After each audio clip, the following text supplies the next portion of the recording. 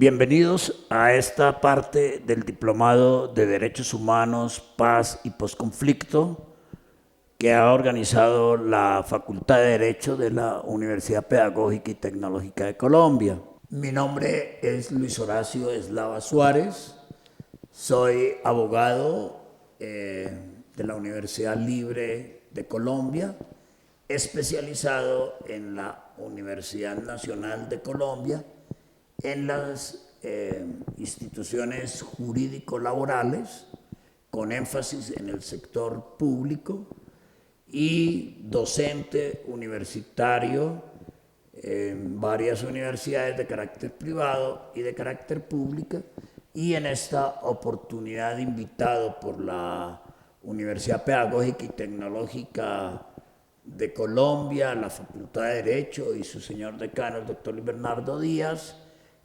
Participo en este diplomado en varios cursos. Hoy vamos a tocar el tema del derecho a la participación de ganancias como uno de los derechos constitucionales, de los derechos humanos consagrados en la Constitución del 91 y desarrollados.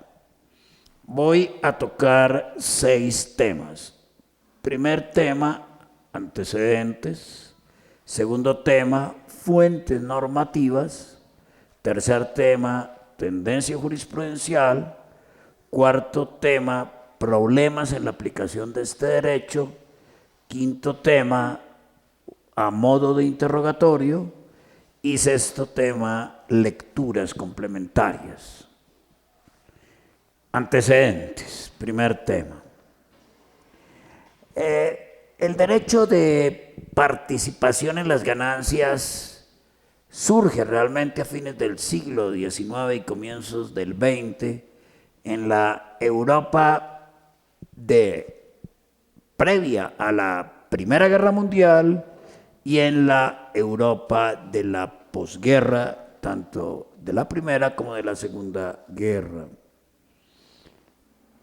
Es realmente a partir de la Segunda Guerra Mundial en donde en las formas internacionales del derecho laboral se dio un profundo avance y discusión, y se pudieron establecer 3 grandes conceptos: el concepto de participación, el concepto de democracia económica y el concepto de democracia industrial.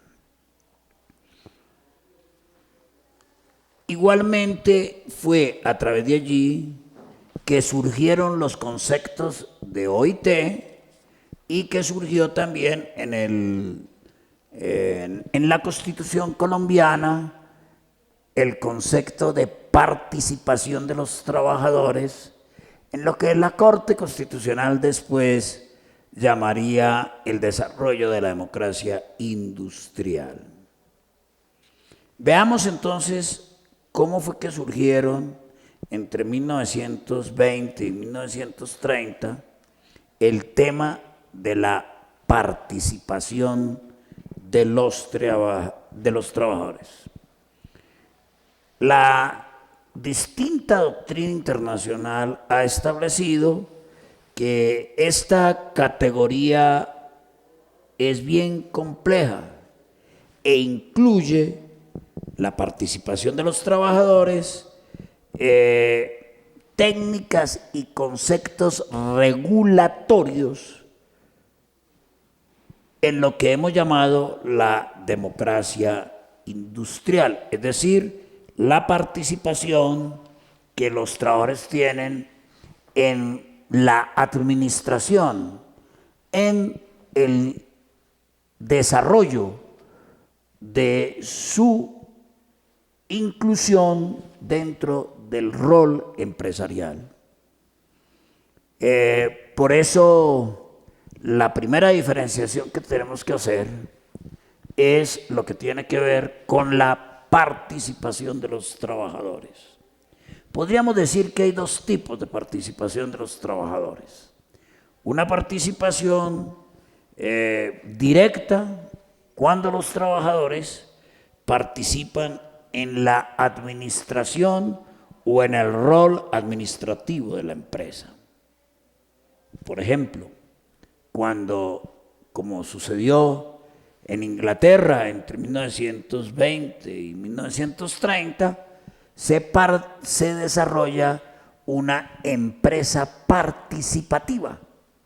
O como ha sucedido después de los años 60, con el modelo neoliberal, la participación de los trabajadores en la propiedad accionaria, lo que sería una participación democrática económica, o lo que ha sucedido, por ejemplo, en los roles de negociación para enfrentar la regulación que el neoliberalismo trajo a fines de los años 80 y 90 en el mundo y en Colombia, en lo que hemos llamado los procesos de privatización de la propiedad accionaria del Estado. Supongo que nuestros televidentes a esta hora estarán pensando en cómo se acuñó el término de participación en concepto de la OIT, pero eso lo vamos a ver cuando hablemos del tema normativo. Hablemos ahora de la democracia económica.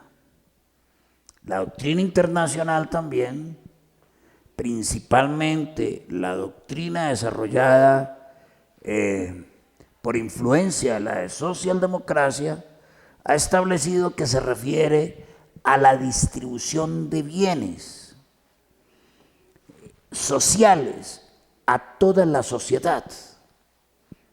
Dicho de otra manera,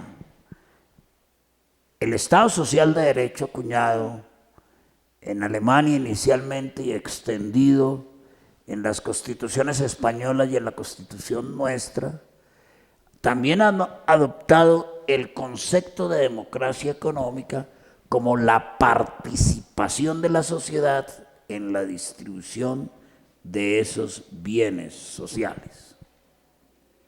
Ahora, veamos el tercero de los conceptos que ha desarrollado la doctrina constitucionalista de carácter internacional, la democracia industrial. Se refiere a la participación de los trabajadores y de los empleadores de manera conjunta en la toma de decisiones con respecto a la producción. Es decir, cuáles son las condiciones de trabajo, cuáles son los objetivos, intereses de las partes y sobre todo cuáles son los métodos y de producción que se dan en la empresa. Por esto fue a partir de este concepto como la Corte Constitucional, en sentencia que vamos a mirar posteriormente, desarrolló el concepto de democracia industrial. Ahora, ¿cómo surgió el concepto de participación económica y financiera? Que es lo que finalmente nos interesa en esta parte del diplomado. Fue entre 1920 y 1930 cómo se desarrolló este primer concepto, pero realmente fue relanzado a partir de 1980 en el mundo con las comillas reformas neoliberales que se impusieron en el mundo, tanto en Inglaterra a través de la reforma de la señora Thatcher, como en Estados Unidos a través de la reforma impulsada por el gobierno de Reagan, como en las reformas impuestas a nuestros países entre 1980 y 2000, en Colombia principalmente entre 1980 1987 y 1990 en lo que se llamó la reforma aperturista neoliberal. Entonces, allí, por el relanzamiento de esta política de, comillas, flexibilización de los mercados, comillas, flexibilización del trabajo, comillas, flexibilización de las regulaciones comerciales, tributarias, de inversión de capitales, en todo una política que en Colombia se adoptó en el COMPES de 1989 y que luego se ratificó en 1990, principalmente con el gobierno del entonces presidente César Gaviria, se establecieron unos paradigmas nuevos que exigieron tres cosas. Primero, una necesidad para los partidos reformistas, principalmente la socialdemocracia europea, de plantear nuevas formas de participación. Segundo, porque frente a la ofensiva neoliberal, también los sindicatos y organizaciones sociales de distinto tipo en el mundo plantearon esta idea de la participación en el manejo de la empresa y principalmente en la distribución de las utilidades, en lo que luego en nuestra Constitución se establecería en los artículos 57 y 60 de la Carta. Es así que con todos estos antecedentes, la OIT desarrolló en la recomendación 113 el término actual de consulta y colaboración, que es como concibe la OIT la participación de trabajadores y empleadores en decisiones de macropolítica, tanto laboral como económica. Bien pueden ustedes, por ejemplo, consultar en el documento de la OIT una visión compartida de los términos y conceptos de la participación de los trabajadores del año 2010, elaborada por Gianni Arrigo y Giuseppe Casale. ¿Cómo es que fue este proceso frente a la definición que la OIT toma de concepto de consulta y participación, que es como concibe la OIT la participación de los trabajadores? Consulta y colaboración en el manejo y definición de políticas macro de carácter nacional en los Estados miembros de la OIT.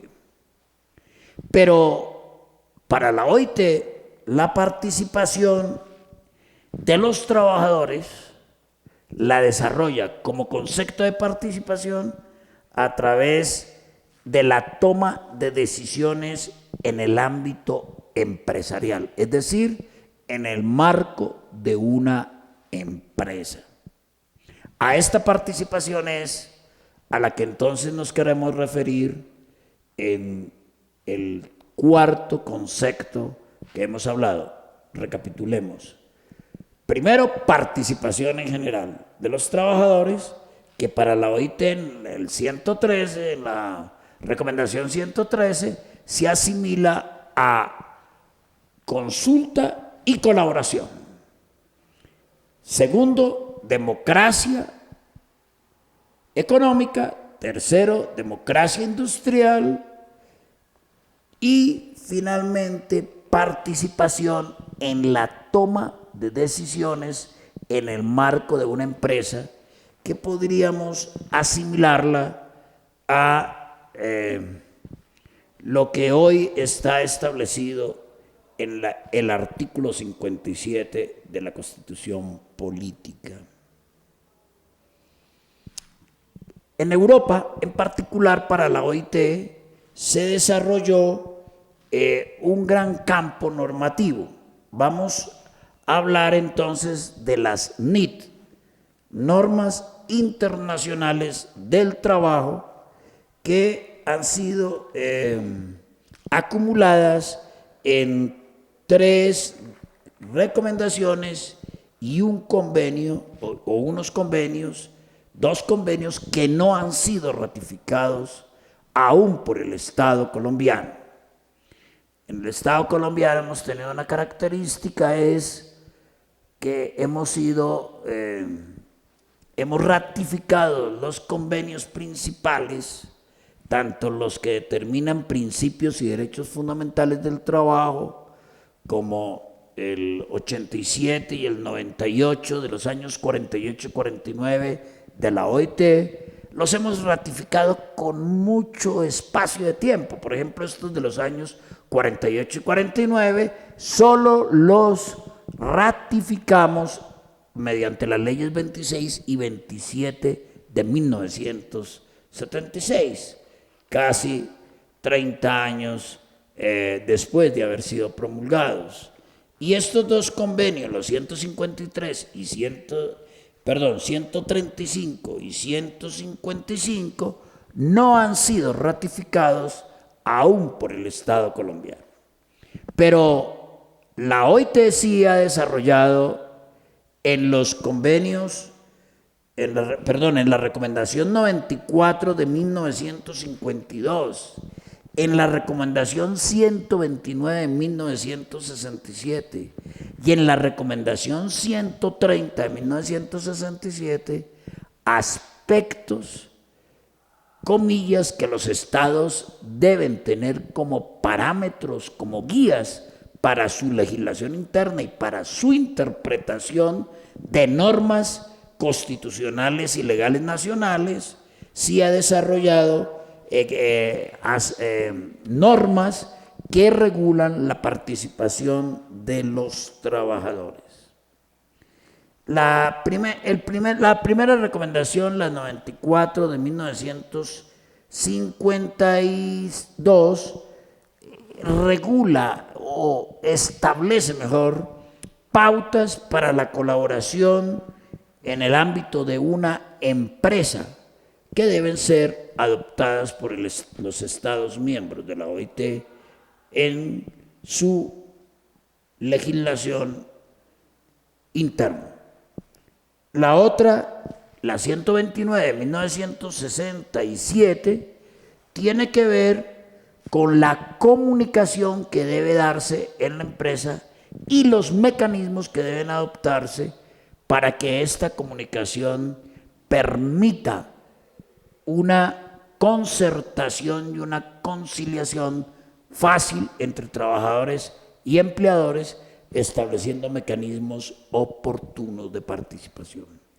Y finalmente, los convenios 135 y 155, que tienen que ver con la regulación que los Estados miembros deben seguir frente a la protección de los trabajadores en la negociación colectiva y frente a los temas de participación de los trabajadores en la seguridad social y en los instrumentos de ambiente, de salud ocupacional y de ambiente de trabajo. En Colombia hemos desarrollado, a partir de la Constitución de 1991, varios artículos. Recordemos un tema que ustedes han adelantado ya, sobre la constitucionalización del derecho del trabajo. Es a partir de la Constitución de 1991 que se constitucionalizaron varios derechos, varias normas laborales. En el primero, en el artículo 53, cuando se estableció que los convenios debidamente ratificados por el Estado colombiano forman parte del derecho interno. Esto es muy importante, porque a partir de sentencias como la C-401 del 2005, la Corte desarrolló el bloque de constitucionalidad en materia laboral, tanto en estricto sentido como en lato sentido. Recapitulando, hasta aquí hemos visto los antecedentes y nos hemos introducido en las fuentes normativas. Recapitulemos.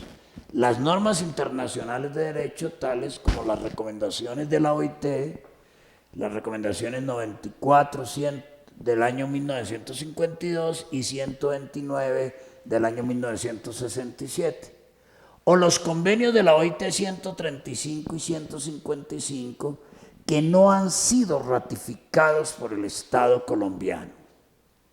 Dos precisiones muy importantes. Estas recomendaciones y estos convenios, de acuerdo a la sentencia C-401 del 2005, C-401 del 2005, C-401 del 2005, tienen un alcance analógico, supletorio de las normas constitucionales, ya que por no estar ratificadas por el Estado colombiano no forman parte del derecho interno, tal como lo preceptúa el artículo 53 de la Constitución, cuando establece que los convenios internacionales de la OIT debidamente ratificados por el Estado colombiano forman parte del derecho interno.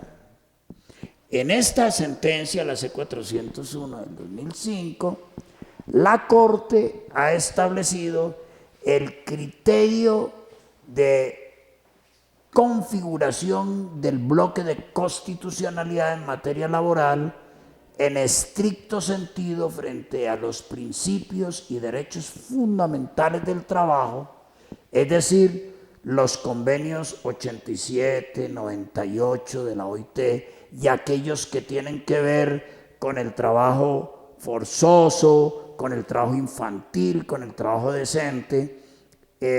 Los dos primeros, el 87 y el 98, que tienen que ver con un tema que posteriormente estudiaremos, como es la asociación y libertad sindical y la negociación colectiva. El artículo 57 de la Constitución ha desarrollado el tema de que el Estado colombiano deberá promover mediante una ley la participación de los trabajadores en la gestión de la empresa.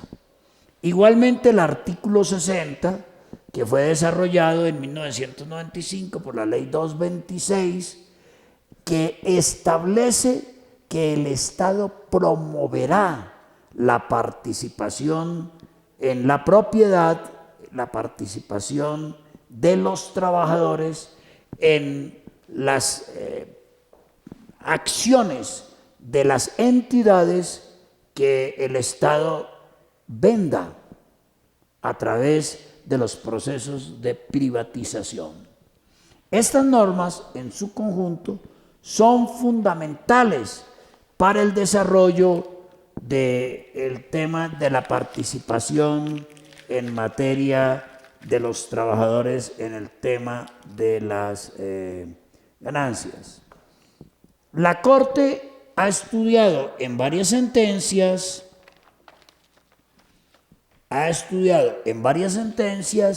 tanto el tema de la participación accionaria de los trabajadores como en el tema de los derechos del artículo 53 establecidos en el artículo 53, los llamados principios mínimos fundamentales del trabajo, como en el artículo 60, lo que tiene que ver con la participación de los trabajadores en los procesos accionarios de o mejor, de enajenación accionaria de las entidades del Estado.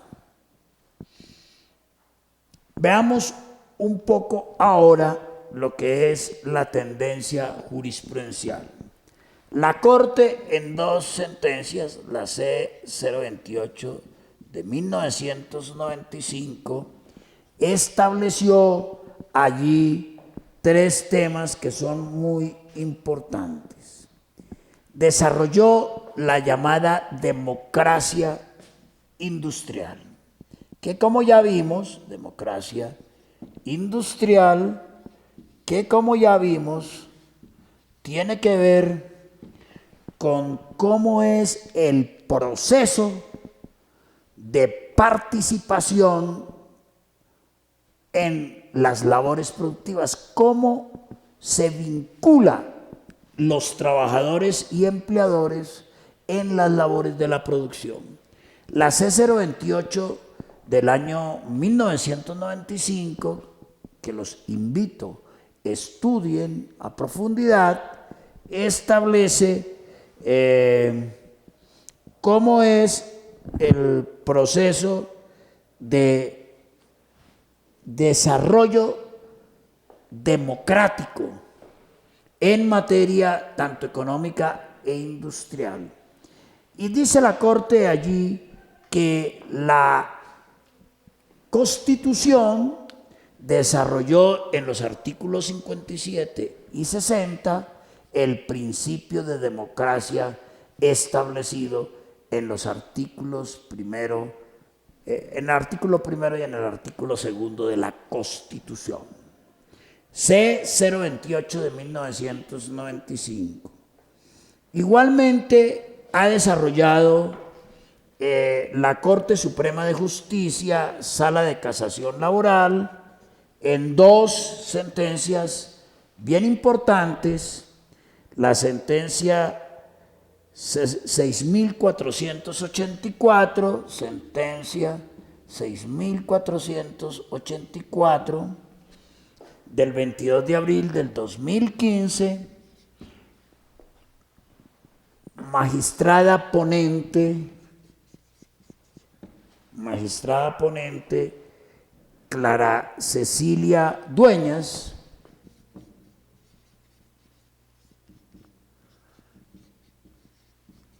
la Corte resolvió el recurso extraordinario de casación contra una sentencia que establecía la participación de utilidades en una controversia sobre una cláusula adicional en un contrato de trabajo a término indefinido celebrado entre un empleador y un trabajador, en el sentido de que se había pactado en esa cláusula adicional una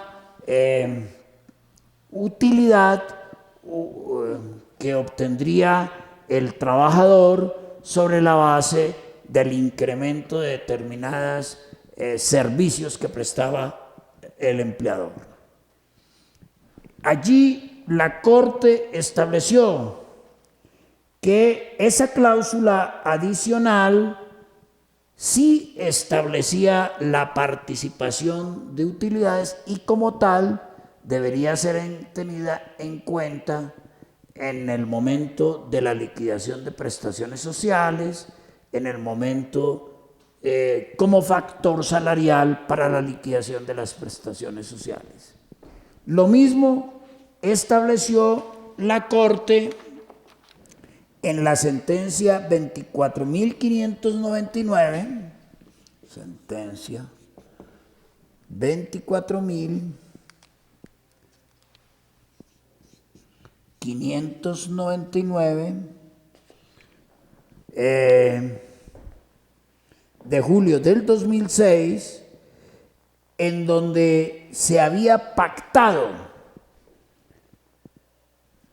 un 20% como salario y como sobre las ventas de un empleador realizada por el demandante, un trabajador que ocupaba el cargo de gerente, en donde la Corte desarrolló el tema de el factor salarial a partir de los artículos 127 y 128 del Código Sustantivo del Trabajo. La Corte allí estableció que no era salario la participación de utilidades cuando participación de utilidades se daba ocasionalmente y por razones de mera liberalidad del empleador. Pero en este caso, como en el anterior, la Corte estudió la participación de utilidades derivadas de un contrato de trabajo a término indefinido, y en ambos casos la Corte estableció que era válido y legal esta participación de utilidades y que correspondía al espíritu que hemos estado estudiando. ¿Qué problemas se presentan en la aplicación e interpretación de este derecho? En Colombia, a diferencia, por ejemplo, de México, de otros países del continente, no se ha desarrollado el derecho a la participación de ganancias plenamente.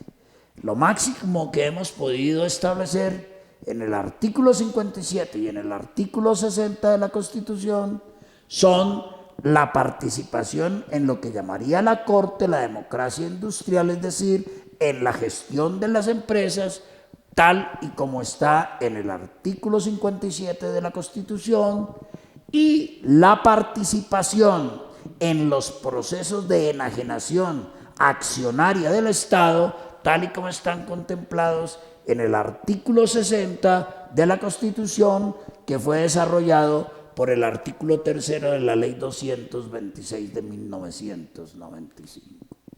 Eso ha generado dos grandes controversias en la aplicación e interpretación de este derecho. La primera es el alcance real de la participación de los trabajadores en la distribución, o mejor, en el margen de utilidades de sus empleadores. No hay en Colombia una ley clara que regule esto. Y además, la norma constitucional del artículo 57 solamente va hasta lo que llamaríamos, a la luz de los aspectos de la OIT estudiados al comienzo, llamaríamos la democracia industrial.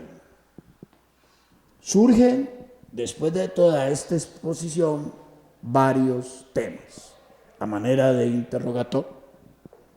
El primer tema es: existe en el Estado colombiano una tendencia de materialización, de búsqueda del equilibrio social que esté garantizada con la participación de los trabajadores en las utilidades y ganancias de las empresas o empleadores para los que laboran.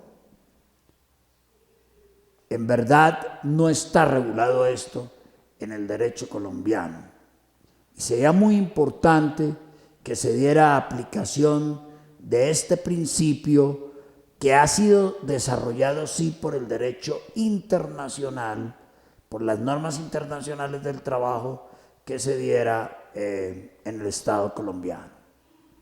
El segundo gran conflicto que se presenta es cómo logramos que el Estado colombiano incorpore a su legislación interna y a la Constitución, a través del bloque de constitucionalidad, convenios tan importantes como los 135, 155, y se establezca una legislación para desarrollar las recomendaciones 94 y 129 de la OIT. De acuerdo a esto, el Estado Social de Derecho, que ha sido adoptado por el Estado colombiano, la forma de Estado Social de Derecho, entendido como una proyección participativa de la sociedad. Recordemos que el Estado Social de Derecho se basa en el desarrollo del principio de la dignidad humana como fundamento de la forma y de la dogmática constitucional que ha desarrollado el Estado en general, y en el caso colombiano, el Estado Social de Derecho ha sido incorporado como el fundamento de toda la proyección de la dignidad humana en el Estado colombiano. Dejadas estos dos grandes interrogantes, los repito, ¿puede el Estado colombiano garantizar la participación real y efectiva de los trabajadores en las ganancias de los empleadores? ¿Y debe el Estado colombiano, para lograrlo, la ratificación de los convenios 135, 155 y la regulación normativa de las recomendaciones 94 y 129 de la OIT? Es indudable que el Estado colombiano, para consolidar el Estado Social de Derecho, requiere indudablemente del desarrollo de esta normativa internacional. Unas lecturas finalmente adicionales para concluir esta clase. La primera de esas lecturas, ya hice mención en el transcurso de ella, es la que tiene que ver con la visión comparativa de términos y conceptos de participación de la OIT, y la segunda son las sentencias 028 de 1995 y C934 del 2004 por parte de la OIT. Concluimos así este tema del derecho de participación de ganancias o utilidades de los trabajadores como una parte de los derechos económicos, colectivos y culturales que la Constitución colombiana ha desarrollado en la dogmática constitucionalista.